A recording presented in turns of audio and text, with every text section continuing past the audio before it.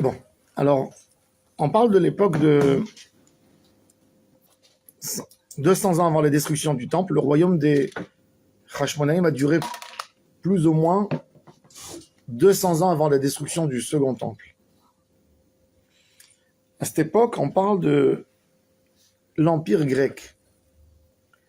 Les empires, c'est pas comme aujourd'hui. Aujourd'hui, les empires ont changé la vie du monde. Alexandre le Grand est sorti de la Macédoine et il a récupéré le monde entier. La Grèce, qui dominait le continent européen. Ensuite, il est passé en Asie. Il a pris le royaume perse et il a fait la conquête de l'Asie. Il est parti en Inde. Il est arrivé en Afrique. À l'époque, il n'y avait rien du tout aux États-Unis, même pas des Indiens. Et l'Australie n'était pas connue. Donc, Alexandre le Grand, le royaume romain, a récupéré le monde entier. Les 3 continents étaient sous les mains des Grecs. L'influence grecque était tellement importante. Vous pouvez voir dans la Mishnah tellement de traces de noms juifs qui portent des noms grecs. Orkenos, Antignos, énormément de noms, Somkos. Si vous prenez un Midrash, il n'y a pas un chapitre dans le Midrash où il n'y a pas des mots grecs. Comme j'ai dit, même dans la bracha de Netilat Yadayim, il y a un mot grec qui s'est installé, qui était le Antal. Netila, il n'y a pas un mot en hébreu biblique, Litol Yadayim, ça n'existe pas.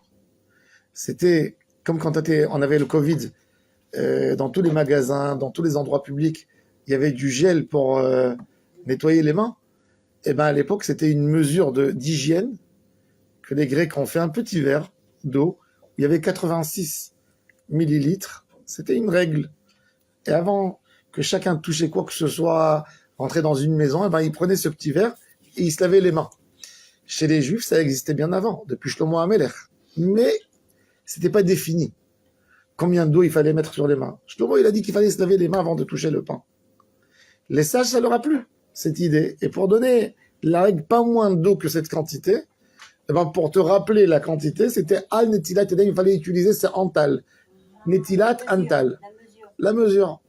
Donc, regardez un peu l'influence. Cette influence, elle a toutes les notions de beauté, de s'habiller, etc. C'était les Grecs. Les Juifs ont adopté complètement cette vie grecque. Regardez un peu les Juifs du Maroc, de la Tunisie, de l'Algérie, quand les Français sont rentrés. Mon arrière-grand-père, il a appelé sa fille France. Il a tellement souffert des Arabes et de l'arrêt. Et pour eux, la France, c'était la lumière. C'était la lumière. Alors, imaginez-vous un peu la vie des Juifs sous cet empire grec. Les Juifs étaient très contents.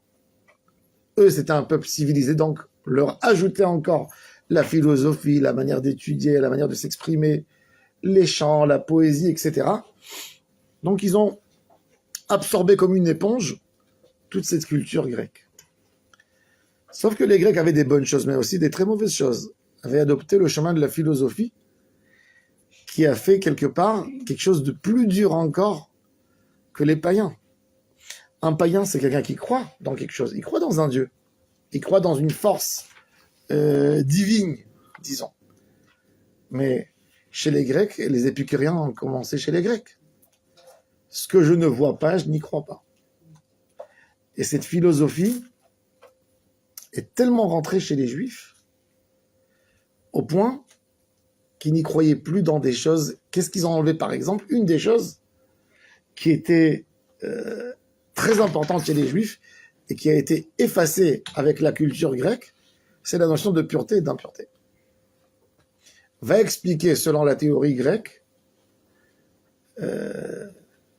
qu'un homme est impur, et pour devenir pur, un homme ou une femme, ben, ils doivent rentrer dans un petit bassin rituel.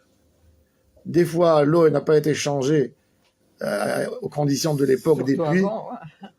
Et ben, tu n'es pas pur tant que tu n'es pas trempé dans ce mikvé. Et si tu vas dans une piscine municipale, olympique ou demi-olympique, tu n'es pas pur. Exemple. Le Beth Amikdash, un de ses travaux du Beth Amikdash, c'est de donner la notion de pureté et d'impureté dans le Ham Israël. Le Ham Israël a arrêté de visiter le Beth Amikdash. C'est pas que les Grecs ont interdit. C'est pour ça qu'on va voir dans le texte de la Bracha, les Ashkicham Torah Terra. Ils ont voulu faire oublier la Torah. Comment on peut faire oublier la mémoire, ce devoir de mémoire, ça vient par quelque chose de spirituel que tu y crois tellement. Mais quand tu veux faire perdre, tu mets une culture qui va t'envahir, tu fais perdre toute la mémoire. Ce qui s'est passé, exactement, regardez ce qui s'est passé avec nos grands-parents. Que ce soit en Algérie, que ce soit en Tunisie, que ce soit au Maroc, que ce soit dans les pays de l'Occident. Ils ont tout effacé. Le juif, il veut toujours être mieux encore que la population. Quand vous allez voir, vous allez arriver aux États-Unis, vous allez voir un homme qui parle anglais mieux que tout le monde, ça doit être un juif normalement. Un homme qui parle français mieux que les Français, c'est un juif. Il a tellement envie de s'assimiler, il a tellement cette notion de peur d'être visé, d'être pointé du doigt, qu'il a envie d'être un meilleur Français que les Français. Donc tout ce qu'il va faire mieux que l'autre encore. Et quand les Juifs ont voulu être Grecs, eh ben ils étaient Grecs mieux que les Grecs. Il faut savoir que Joséphus Flavius, quand il raconte dans son livre Joséphus, la première guerre de Yehuda à Maccabi contre les Grecs, qui étaient les soldats qui sont venus militer contre Yehuda à Maccabi? Des Juifs. Des Juifs qui ont dit il faut exterminer ces djihadistes. Que quand Yehuda commençait à avoir une grande victoire, commençait à changer, à enlever leur habit grec et à venir soutenir Yehuda. Donc quand on parle de la fête de Hanouka, c'est pas une fiole qu'au lieu d'allumer un jour, elle a éclairé 8 jours. Pour célébrer des miracles comme ça, on a eu des miracles plus grands que ça. La Gemara raconte un miracle simple de Rabbi Hanina ben Dosa. Rabbi Hanina ben Dosa qui va à la synagogue, Shabbat, il avait perdu sa femme, il y avait sa fille qui s'occupait de lui. Et en sortant, il voit sa fille triste, peinée. Qu'est-ce qui se passe, ma fille? Il dit, papa, j'ai allumé les bougies de Shabbat. Et au lieu de prendre la fiole avec l'huile pour allumer des bougies, j'ai pris la fiole avec le vinaigre. Et j'ai allumé, j'ai déjà pris sur moi Shabbat. Et lui, déjà, il avait pris Shabbat aussi sur lui. Et ben, papa, ça y est, maintenant, la mèche, elle a un peu d'huile encore, parce qu'on allume tous les soirs avec, mais elle va finir d'alimenter, elle va s'éteindre, on va manger dans l'obscurité, papa. Il dit, ma fille, celui qui a dit à l'huile de donner son énergie pour éclairer, dira au vinaigre d'éclairer. Eh ben, ces bougies sont restées jusqu'à Motsai Shabbat. Alors, on n'a jamais fêté le Ham Israël, ce miracle de Rabbi Hanina ben Dosa. Pourquoi on fête ce miracle qui s'est passé au temple? Vous savez combien de miracles il y avait dans le temple? La Mishnah, elle dit dans Pirkei Avot, le Beth Amikdash, c'était quelques jours dans l'année un abattoir, un grand abattoir, quand on amenait les sacrifices de Pessah, l'agneau pascal. Tout le Ham Israël, chacun amène, imaginez-vous, chacun il amène un animal, pas toujours traité, pas toujours lavé, de dépecer dans le monde du temple, je sais pas moi, 100 000 moutons pour Pessah. Imaginez-vous l'odeur, imaginez-vous la saleté. Et pas une mouche dans le monde du temple. Pas une mouche à Jérusalem. La Mishnah dans Pirkei Avot, lo nirazvu vevet amidbachaim me'olam. Qu'il n'y avait pas un scorpion ou un serpent à Jérusalem. Et pourtant, il y a des rochers, il y a de la pierre. Il n'y a jamais une femme qui a eu une envie qui lui a fait du mal quand elle était enceinte de l'odeur des sacrifices. Que la kétoret, l'encensoir où on mettait les encens de la kétoret, la fumée montait comme une colonne. On la voyait jusqu'à Jéricho. Et on sentait l'odeur. Il y avait des miracles. Alors, ça, on va fêter ce miracle 8 jours, c'est pas ça la raison des 8 jours. La raison des 8 jours, c'était l'idée qu'il y avait derrière. Le Ham Israël ne tenait pas qu'à la pureté et à l'impureté. Et quand Yehuda Maccabi est rentré au temple, on a la victoire. Et il y a une halakha très connue. Si aujourd'hui, Bezrat Hashem Mashiach arrive aujourd'hui, Amen. Il arrive aujourd'hui et il nous dit, venez mes enfants à Jérusalem, on prend toutes nos voitures à Jérusalem. Qu'est-ce qu'on fait? On va à pied, on stationne dans le parking de Malray, et là-bas on va à pied, Bezrat Hashem, et il va dire le Mashiach, on va commencer le temple, mais nous sommes nous tous des impurs. Eh bien, il y a une règle très simple, Tum'a Utra Betibour. Si tout le Ham Israël est impur, on a le droit de rentrer tous au Beth Amikdash, impur, commencer à construire le Misbéach. On fait l'agneau pascal, même si tout le Ham Israël est impur. Alors donc, Yehuda Maccabi rentre avec ses guerriers à Jérusalem après une grosse victoire sur Beth Horon. Quand vous passez sur la 443, vous allez à Jérusalem. Yehuda, là-bas, a eu sa plus grosse des victoires contre les Grecs. C'était un endroit, quand Yehoshua Abinoun est rentré avec le Ham Israël en Eretz Israël, il est passé dans l'endroit de Beth Horon, il a poursuivi ses ennemis. Et c'était des Canaaniens, des Émorites, etc. À un moment, Yehoshua était sur le cheval et il voyait que la nuit tombait. Et qu'est-ce qu'il fait? Il prend sa lance et il vise sur le soleil et il dit « Soleil, soleil, arrête-toi. On a besoin de gagner la guerre. » Les ennemis étaient déjà fatigués et 12 heures de nuit, il n'y a pas de nuit. La journée, elle continue. Et les ennemis d'Israël qui se sauvent pouvaient aller voir jusqu'à maintenant ces montagnes depuis Beth Horon jusqu'à Givon en bas, qui va descendre sur la une. Ça veut dire que c'est une montagne et demie qui va descendre jusqu'à vers la route de Tel Aviv. Vous avez des grosses pierres énormes, des rochers de partout. On n'arrive pas à comprendre parce que ce n'est pas des pierres qui montrent sur un signe de tremblement de terre ou de la lave. Parce que de la lave, on trouve du noir sur les pierres. Il n'y a pas de signe de lave. Et il y a des pierres jetées de partout, comme qui est mentionné dans le livre de Yehoshua, qu'Akadosh Baruch Hu a fait un miracle et les pierres tombaient du ciel. Et dans cet endroit, Yehuda Maccabi avait un camp militaire grec qui venait sur Jérusalem, parce qu'il faut savoir que la 443, c'était la nationale de l'époque. Même la une. La une qu'on a aujourd'hui, quand vous avez la une, la une, c'est les Romains qui l'ont faite. Ça veut dire que c'est une route très très ancienne. Il y a des milliers d'années, les gens passent là-bas. C'était comme ça. C'est pas une route qu'on a inventée. Elle était là, même la 443. Donc, par contre, la 443 était très étroite. Yehuda a attendu les Grecs dans un endroit. Et quand ils sont venus, ils sont descendus, lui et ses guerriers, des deux montagnes, et ils ont massacré 50 000 soldats grecs. C'est ce qui a fait peur, qui a déséquilibré complètement l'État grec, et le peuple d'Israël a reçu son indépendance.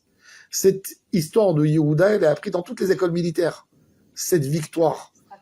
C'est une stratégie incroyable. Mais en tous les cas, Hachem les a aidés, c'était dans cet endroit. Et donc, imaginez-vous, donc, ils sont à 14 km du mont du temple, et ils rentrent tous.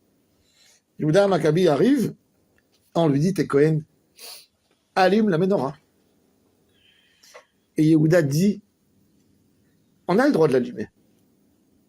Mais comme on a tous abandonné les lois de pureté et d'impureté, je veux qu'on revienne aux lois de pureté et d'impureté. Il nous faut 7 jours pour se purifier, parce qu'on a touché des morts. Et le 8e jour, on va amener et allumer la menorah avec pureté. Autre temps, il y a un Cohen qui vient et il dit, nous avons trouvé une fiole fermée que les Grecs n'ont pas profanée. Elle était pure et on a trouvé un tampon dessus, on l'a trouvé dans les caves du Beth Amikdash. Il y avait le tampon de Yehoshua à Kohen Gadol, qui était Kohen Gadol dans le premier temple. Ça veut dire que c'est une fiole d'huile qui a 200 ans, 250 ans. Elle n'a pas été trouvée par les Babyloniens quand le temple a été détruit. Elle est restée là-bas. Il y a un Kohen qui est pur, qui vient, ils n'ont pas de menorah.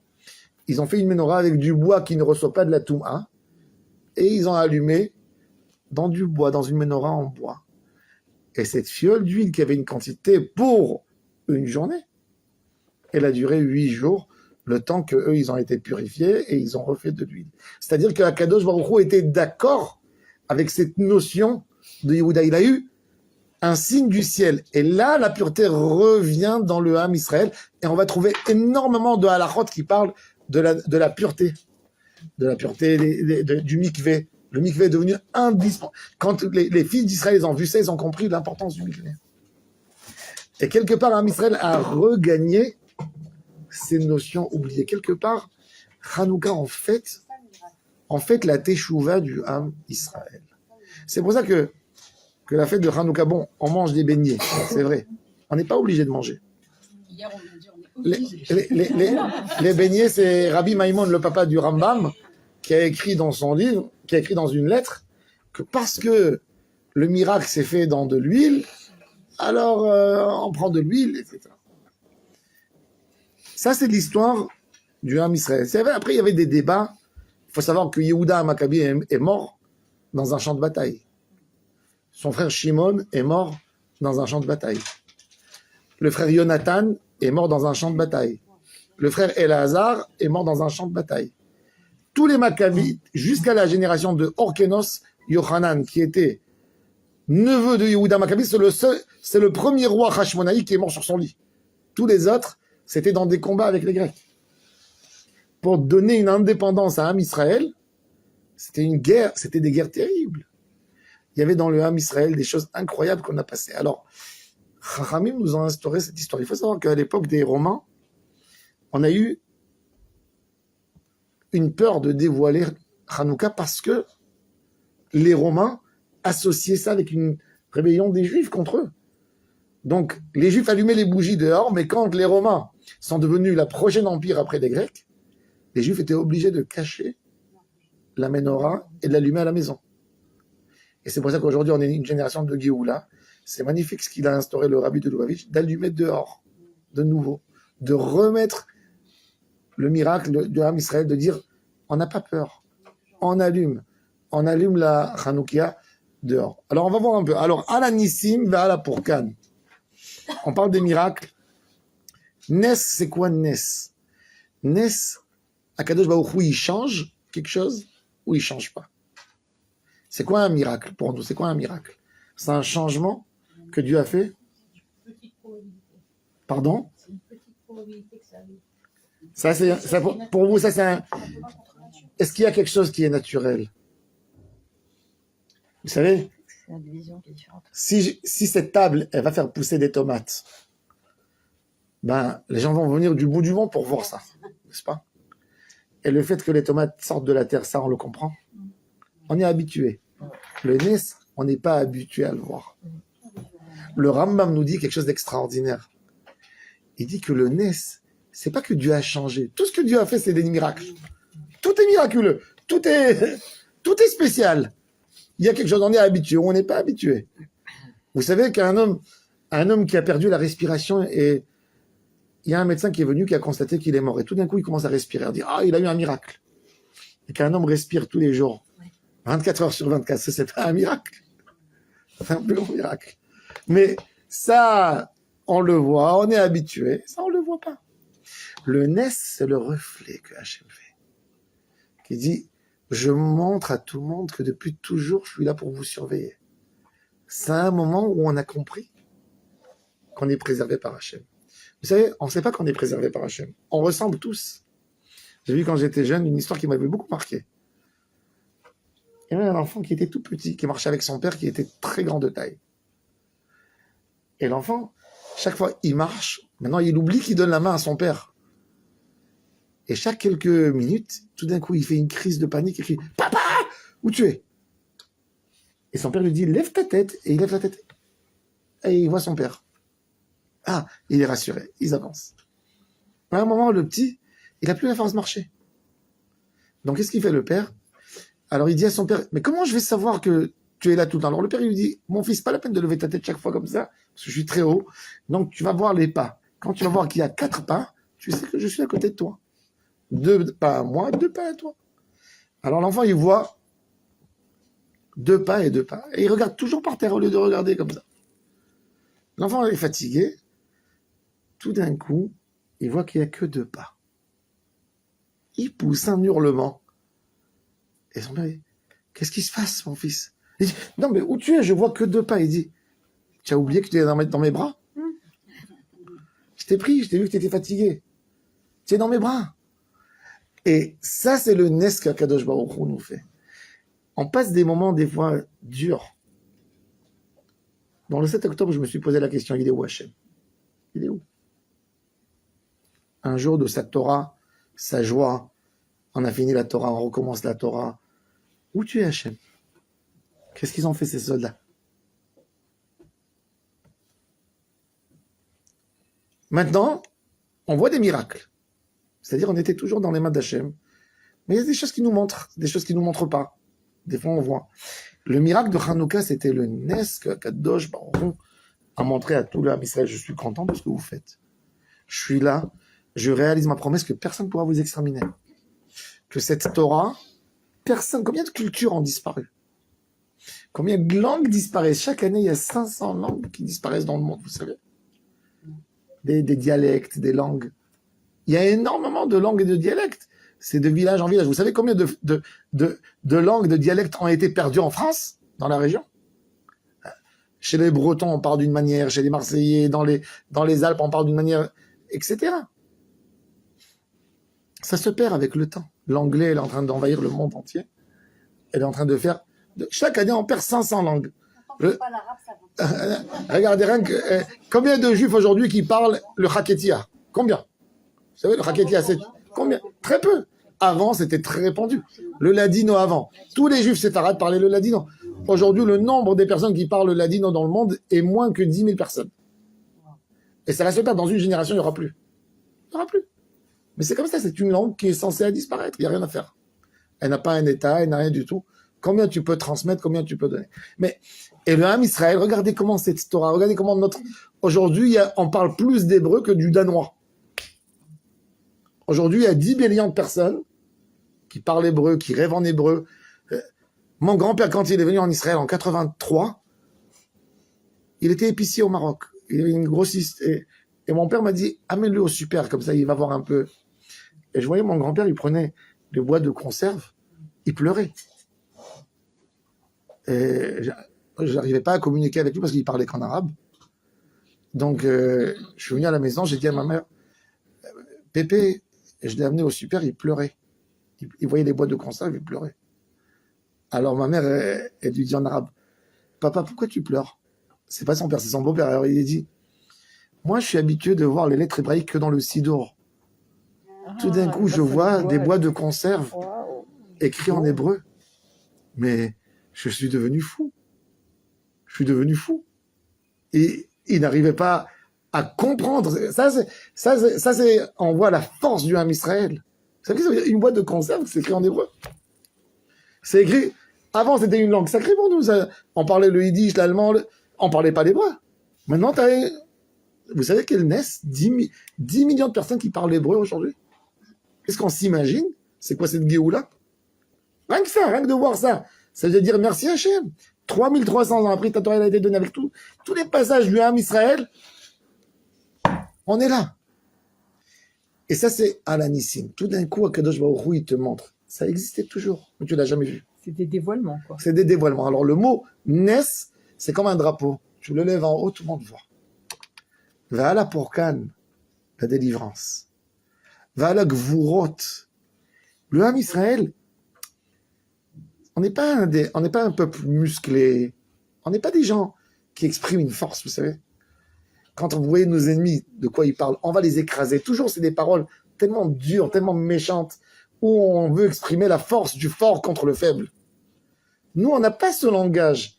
On n'a pas un langage, on va vous exterminer, on va vous finir, on va vous montrer, on va vous écraser. Ça n'existe pas chez nous. Et tout d'un coup, monsieur Ham Israël, il est gibor. Va à la gvurot. Va à la teshuot. Une délivrance de la neshama. Va à la nechamot Hashem. Il nous réconforte. On a passé les choses les plus terribles, mais on retrouve cette force de reconstruire. Après une Shoah, 1945, on est de la cendre. Ham Israël est de la cendre. 6 millions. De la cendre. Et tout d'un coup, vous aurez demandé à un juif en 44. Dis-moi, est-ce que tu arrives à imaginer qu'en 50, il va y avoir un enfant juif qui attend avec des péotes, qui sort sur le trottoir? Est-ce que on peut imaginer une chose pareille? Nous, Baruch Hashem, on est né dans le miracle. On est né dans le miracle. On a eu un bonheur, je sais pas, aucune génération du Ham Israël, depuis la destruction du temple, elle a eu ce bonheur qu'on vit. Mais nous, on le reçoit, on est né là-dedans, on se plaint, ça nous plaît pas, mais on vit le miracle. On vit le miracle. Un enfant juif, aujourd'hui, il sort de la maison, il a 7 ans, il peut aller à l'école. Si sa mère, elle n'a pas peur du trottoir, hein. Nous, on est paniqués avec la galoute, il faut prendre les enfants, il faut aller le chercher. Mais un enfant peut marcher en Israël, il n'y a pas de problème. Avec les péotes, personne ne lui dira un mot. Ça, c'est Nechamot. Hachem nous a donné cette force de retrouver. Et le juif, il a cette force de Nechama. Le juif, il est détruit. En 45, on a été détruit. En 48, on a fondé une État. Le 8 octobre, le 7 octobre, qu'est-ce qu'il nous a fait le 7 octobre? Il nous aurait dû nous massacrer. La croissance en Eretz Israël, avec cette guerre, 3,5%. La bourse à Tel Aviv, elle est montée de 28% en un an. New York, le Nasdaq, il a fait 25%. En Europe, moins 0,2 dans la croissance. En Allemagne, en France, tout est... Le Ham Israël, il a une force incroyable d'être consolé. Consolé, c'est de continuer la vie. Ne pas prendre un coup et de rester, d'être achevé, d'être par terre. Ça, c'est Nechamot. Pourquoi? Parce que c'est Hachem qui est avec nous. Bayami Mahem, mais nous, on doit le prendre Bazman Hazeh. Et on raconte l'histoire de Matatia, fils de Yohanan. C'était une famille de Kohanim Gidolim. Qui vivait où? D'après notre histoire, d'après Rabbi Yehuda Ben Yakar et le Abou Drehem, c'était un village au Negev qui s'appelait Hashmonaï. C'est pour ça qu'il y a des qui disent Hashmonaï.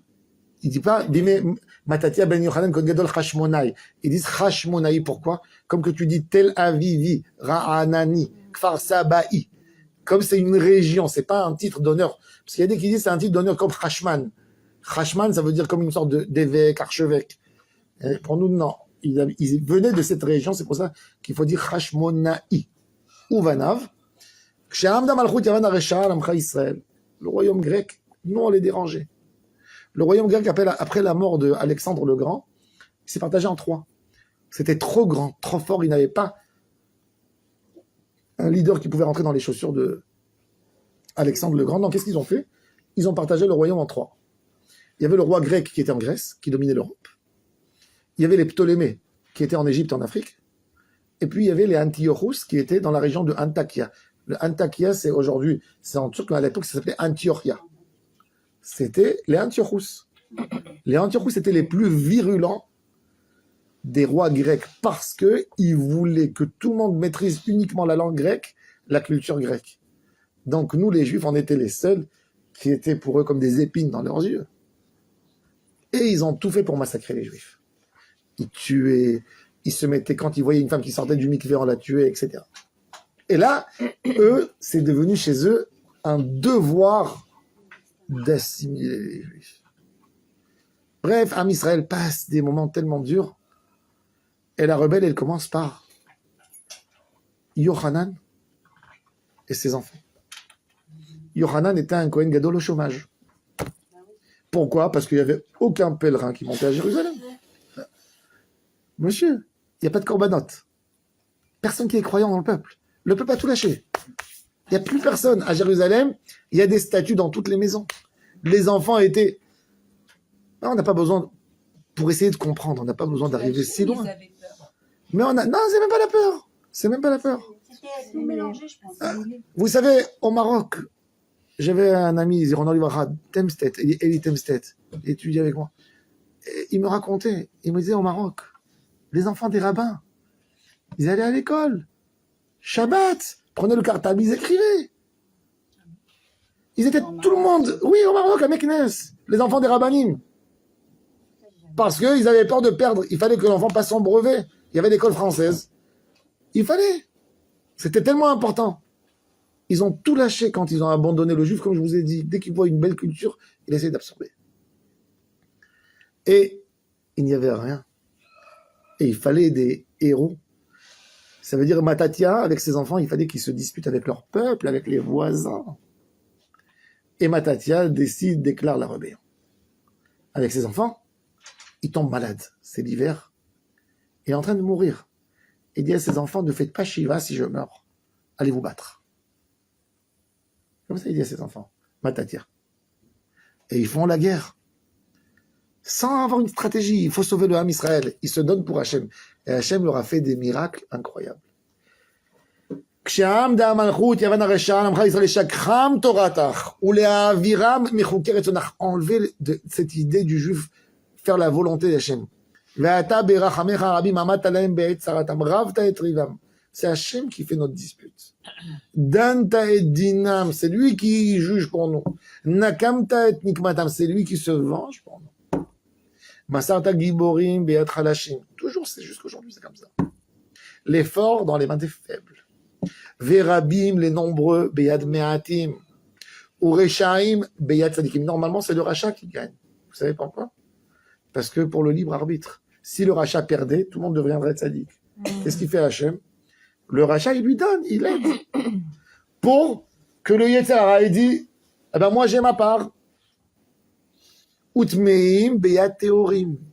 Les impurs dans les mains des purs. Parce que le pur, il fait attention, un Kohen, il doit faire attention de ne pas tuer pour pouvoir entrer au temple. Il pense sur le temple. Vezedim beyat oskei toratecha. Elecha asit Hashem gadol vekadosh beolamach. Hashem, si on a envie des miracles, c'est nous qu'on a besoin de faire Kiddush Hashem avant. Kiddush Hashem, c'est de se priver de quelque chose pour Hashem. Que parce que je suis juif. Il n'y a personne qui me voit. Je marche dans la rue, j'ai faim. En vend pas cachère. Je tourne la tête à droite, à gauche, il n'y a personne qui va voir. Que pour Hashem, je me prive. Que pour Hashem. Ça, c'est un Kiddush Hashem que j'ai fait moi avec qui est le spectateur? Moi-même. Dans toutes les autres avérotes, il n'y a que Hachem. Qu'est-ce qu'il dit Yosef Hatzadik? Yosef Hatzadik, il dit à la femme de Potiphar, mais il y a Hachem qui voit. Qu'est-ce que tu me racontes des histoires? Il dit, on est seul. Mais il y a Hachem. Il y a Hachem. Le Gaon de Vilna, un jour, il était dans un carrosse. Et il était en train de...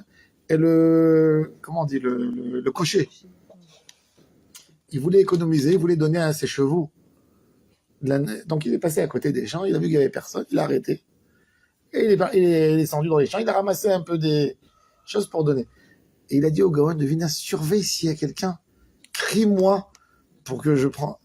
Alors il lui a dit, on voit. Donc le cocher, il est monté vite, et il court. Alors il s'arrête après, et encore il descend, et encore une fois, le Gaon de Vilna crie, on voit. Alors il court, il dit, il y a des gens partout, il dit le Gaon de Vilna. On voit en haut, Hachem voit tout. Qu'est-ce que ça veut dire, ça? Tu as peur de qui? D'un homme, tu n'as pas peur d'Hachem? On voit. Alors, Am Israël a fait un Kiddush Hachem. Le Kiddush Hachem, il commence par nous. Chacun de nous fait son Kiddush Hachem à n'importe quel niveau. Des fois même, tu es en colère, tu as envie de dire un mot, tu ne dis pas. Tu fermes ta bouche. Eh bien, ça, c'est du Kiddush Hachem. Tu l'as fait que pour Hachem. Tu étais près de surmonter ton caractère pour Hachem. Ça, c'est Kiddush Hachem. Dans tous les domaines, et le Ham Israël avait beaucoup à perdre, de perdre la culture grecque, de ne pas être embauché à l'époque dans certains travails. Quand un homme ou une femme, ils gardent les règles de la tzniut et pour ça, ils ne sont pas acceptés dans un travail. C'est du Kiddush Hachem. Quand tu dis, je m'excuse, mais si je ne pourrais pas sortir du travail 1 heure avant Shabbat, je ne peux pas. Alors on te dit, on ne va pas t'embaucher. Et tu quittes avec la tête en haut, pas avec la tête en bas. Ça, c'est le Ham Israël. Mais ça, c'est les lumières qui... Ça, c'est les gens, ils ont donné la lumière, ils ont donné la valeur à leurs enfants. Ils nous ont donné la raison pour se battre. Ils nous ont inculqué des valeurs qui sont dans notre ADN aujourd'hui. Il y a des choses particulières du Ham Israël. D'aller aider l'autre, même si tu vas être blessé, même si tu vas... Le Pikuach Nefesh, cette notion de Hatzalat Nefashot, elle n'existe que dans le Ham Israël, à ce point. Se battre sur ça. Malheureusement, on a libéré pour l'histoire de Gilad Shalit. Mais on a montré au Ham Israël qu'un juif n'a pas de prix. Il n'y a pas de prix. Oui. On paye nos valeurs. Oui, c'est vrai.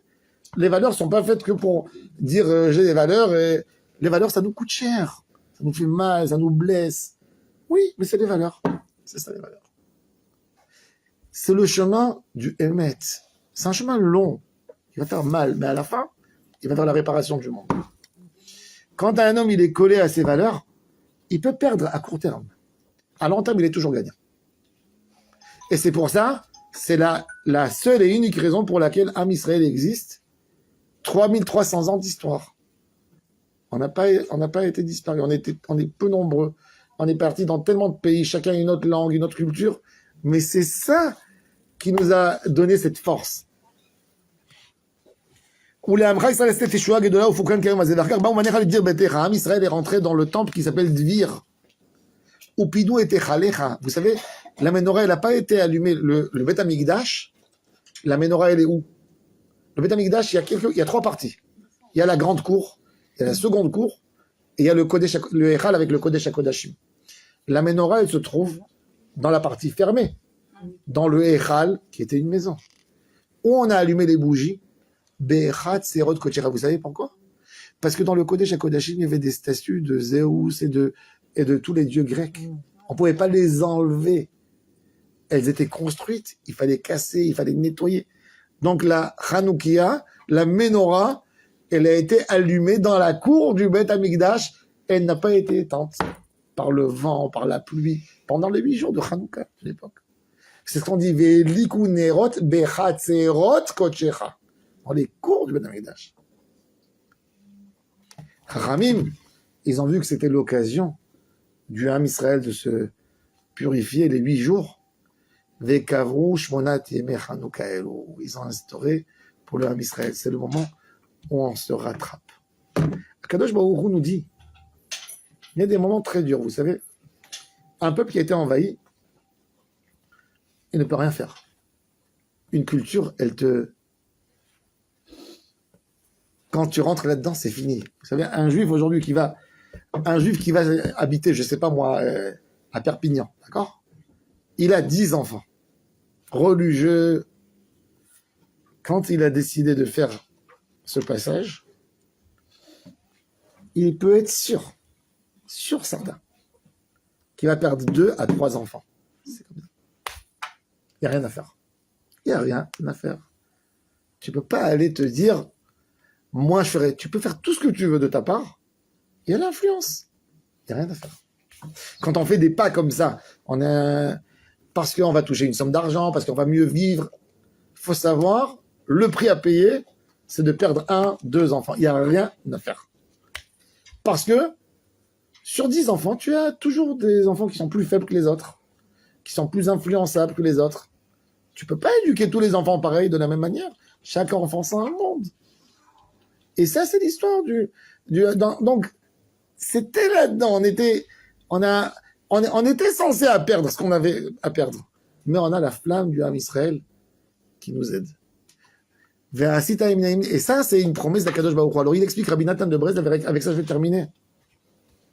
Vous savez que la Hanoukia, nous, on l'allume en haut. Quand vous voyez les Hanoukiot dehors dans les rues, c'est des Hanoukiot qui font 3 à 4 mètres. Mais d'après la halakha, de combien à combien il faut allumer la Hanoukia, vous savez? De 24 cm du sol, les Khatrila, jusqu'à 80 cm. Ça veut dire, c'est une espace, ça c'est le maximum normalement qu'il faudrait allumer la Hanoukia. Si on veut faire bien. Après, c'est cachère. Mais le mieux, d'après la halakha, c'est la hauteur un peu plus que cette table. 1 point en plus, c'est tout. Pourquoi la Hanoukia si bas? Il explique, Rabbi Nathan de Brest avait dit que Akadosh Baruch Hu a fait descendre sa lumière en bas. Il dit, il y a des moments où on est faible, où on dit Hachem, Hachem, j'ai fait mon maximum avec mes enfants. J'ai fait tout. J'ai tout fait. Maintenant, Hachem, il te dit, si toi, tu as tout fait, moi, je complète. Mais il faut que toi, tu fasses. Et ça, c'était le Kiddush Hachem de Yehuda. Yehuda, il a dit à Hachem, moi, j'ai donné mon corps, j'ai donné mon âme, j'ai donné mes enfants pour la nation. Je suis rien. On est 5 frères. Quand on s'est mis dans une idée qu'il faudrait sauver le Ham Israël. On ne sait pas ce qui va rester de nous. On ne sait pas qu'est-ce qui va se passer. Mais ça, Hachem, qu'est-ce qu'il dit? Il dit, moi, je ramène ma lumière. Et c'est pour ça que, en fait, cette lumière qui est descendue en bas, pour nous aider quand nous, on a fait de la Messirut Nefesh. Conclusion, chacun de nous a besoin de faire un Kiddush Hachem. En soi, le Kiddush Hachem, c'est que toi qui le connais. Et avec ça, les Hachem, les Géoula Shlema,